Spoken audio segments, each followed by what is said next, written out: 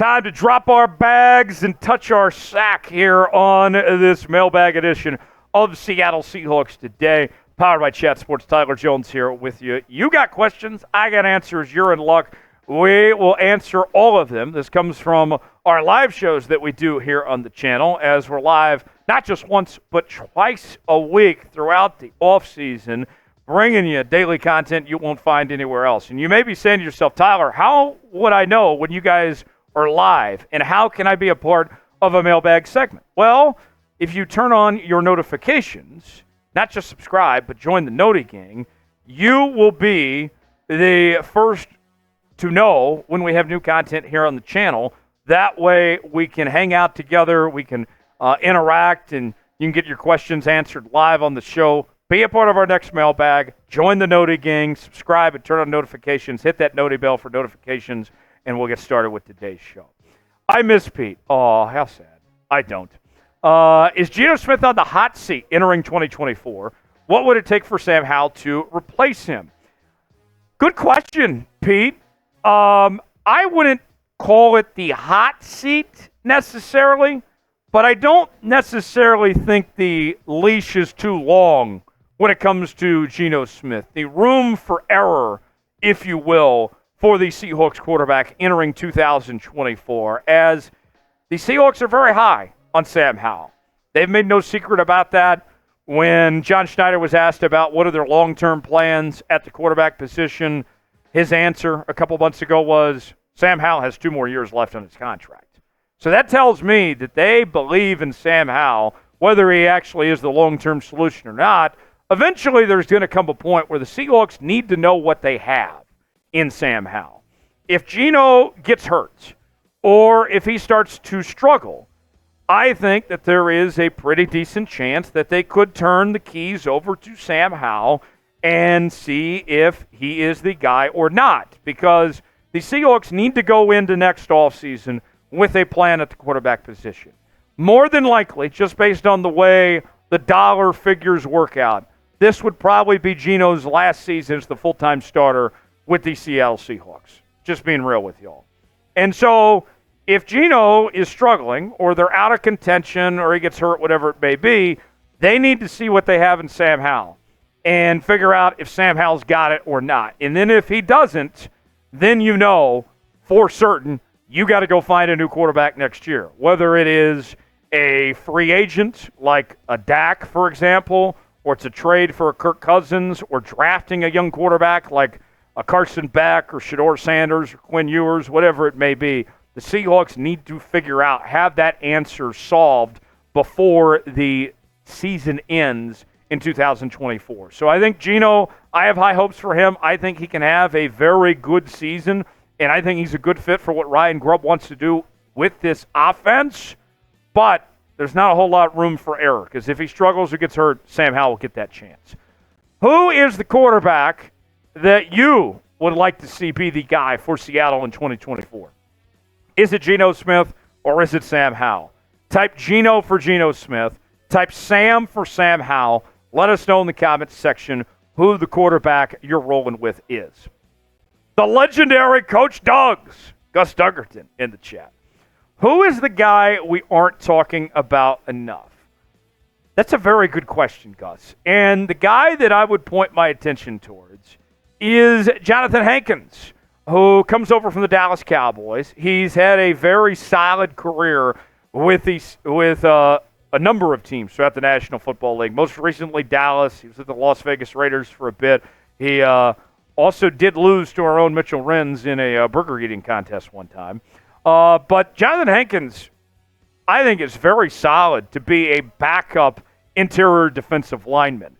And if, God forbid, something happens to Jaron Reed or Byron Murphy or Leonard Williams, whoever it may be, Jonathan Hankins is more than capable of stepping into that role in the defensive line, not missing a beat, doing enough to get by, if you will, until they get healthy. I think that Jonathan Hankins is quite the difference maker the Seahawks are looking for. What have we talked about for the last couple of years with the struggles of the defensive line? That the big thing was they didn't have the depth, that once one guy went down, then everything just went to shit.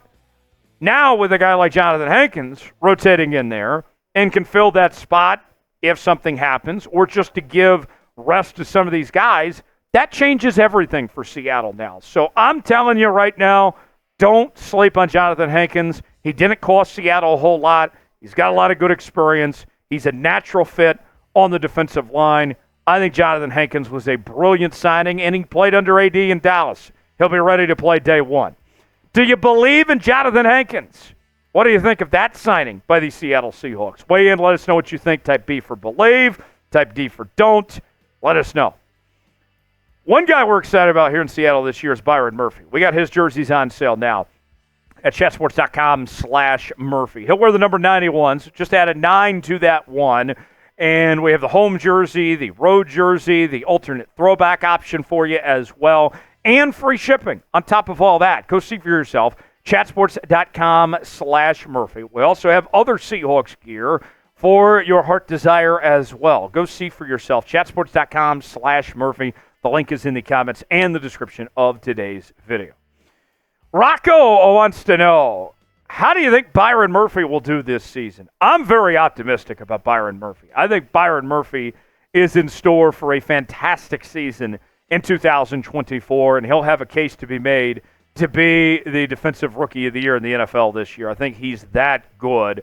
And you look at what Byron Murphy brings to the table. One difference with this defensive line now, comparably speaking to what it was previously, because you got Murphy there, because you have Leonard Williams and Jaron Reed and Draymond Jones and options that you didn't have previously. It's not like a guy like Byron Murphy comes in and he's going to be just taking on double teams constantly, right? No, that's not the case at all, because there's too many guys to worry about for opposing offensive lines. So there's going to be opportunities for Byron Murphy to step up. And the other thing to me that's really intriguing about Byron Murphy, what if we spent so much time on this program over the years complaining about, and it's been the run defense or the lack thereof, right? Byron Murphy doesn't just get after the quarterback. He's a very good run stopper. That changes things drastically for this Seahawks defense. Watch out. Byron Murphy's going to be great right away. Dustin says, any news on Abraham Lucas? The last update that we got on Abraham Lucas was that he was progressing nicely, that he was already going through some private workouts and that he's coming along, that the knee looks good. Obviously, we won't know for certain till training camp and see how that knee is tested. If you recall, Pete Carroll said he believed it was a chronic issue, so although he had off-season surgery, we'll see if it continues to linger and be an issue. But at least all signs point to, of everything we've heard at this point, that Abraham Lucas is on the right track heading into 2024. That's very good news for the Seattle Seahawks. Seth writes in, Chad Muma was mentioned as a potential pickup at linebacker. Does this position currently feel like the biggest question mark? It's linebacker and it's the offensive line. I would say that the offensive line as a whole, specifically the interior, is a bigger question mark than the linebacker spot. Because assuming, and it's a big assumption here, and we got to be careful assuming because that only makes an ass out of you and me, that Dodson and Baker stay healthy, then you have two really good linebackers there. And I think Dodson and Baker, if they're at their best, have potential to potentially contend to be Pro Bowl caliber linebackers. What are they going to stay healthy? That remains to be seen. They got to get healthy first. They're both expected to be ready to go as a full go for training camp. But as far as Chad Muma goes, I think Chad Muma would make a ton of sense. Bring him in, give up about a 6th-round pick potentially. He is one of your backup linebackers, and you got a young guy that can come in right away and can start if need be. I think Chad Muma would make a lot of sense and make you feel a lot better about this linebacker position right now. Evan writes in, will Rick Woolen be a Pro Bowler this year? I hope so. You look at Rick Woolen, and last year was a bit of a sophomore slump.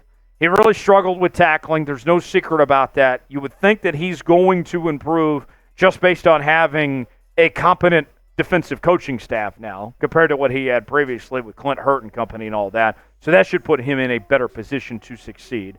His rookie season, when he was tied for the league lead in interceptions with 6, he was a Pro Bowler. So if he has just as good of a year as his rookie year, or even better, you would have to think he would be a Pro Bowler. So If all goes according to plan, yeah, Rick Woolen will certainly be in the Pro Bowl discussion. I can guarantee you that. Next one from Ian. Ian wants to know, what is your take on the O-line and its health this season? It's the biggest question mark for the Seattle Seahawks entering 2024. A lot of it for me comes down to Charles Cross. Is Charles Cross going to take that next step up and play like a top 10 pick that he was 2 years ago? Is he going to stay healthy? To me, that's the big key. It starts with Charles Cross, and if Charles Cross is going the right direction, then that's going to be a good sign for everybody else. Is Abraham Lucas going to stay healthy? That remains to be seen as well. To me, those are the two keys. It starts with your bookend tackles, and then if they're on track, then I feel much better from there, but we'll see. Last question. Dustin wants to know, does this mean D. Eskridge is out since they signed Sims? Sims, the UFL signing. I don't think Sims has an effect on Eskridge because I don't expect Sims to make the 53-man roster. But as far as D. Eskridge goes, his back is against the wall heading into training camp. If the 53-man roster cut was today, D. Eskridge would not make the 53-man roster for the Seattle Seahawks. He has got to stay healthy. He has got to show that he can get the job done as a kick returner, and he's got to actually play a role, if you will, when it comes to being a receiver as well. All those things he struggled with. For me, that's what I'm looking at. This is the most important preseason of D. Eskridge's life. He's got to put it together now. I don't think that Sims has an effect on him, but watch out. D. Eskridge, he's got to just figure it out on his own. Nobody to blame but himself. Subscribe now to Seahawks Today for continuing Seahawks coverage you won't find anywhere else. YouTube.com/SeahawksTV. Turn on notifications. We'll see you next time right here on the channel.